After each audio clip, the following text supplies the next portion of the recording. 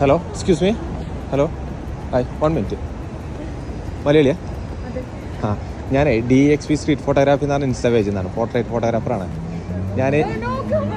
അല്ല, എല്ലാവരും മലയാളിയല്ലേ? You know street photography? I have heard about this page before. I think I have seen something also. It's good. Come. She's having a good photogenic face. Group also. Sure. Rate ഒക്കെ look കൊടുത്തിട്ട് നല്ല ചിരിയിൽ. Yes, nice. Okay, ചെടിയിൽ കൈ വെച്ച്. This is fine. I like that. Very nice. Okay.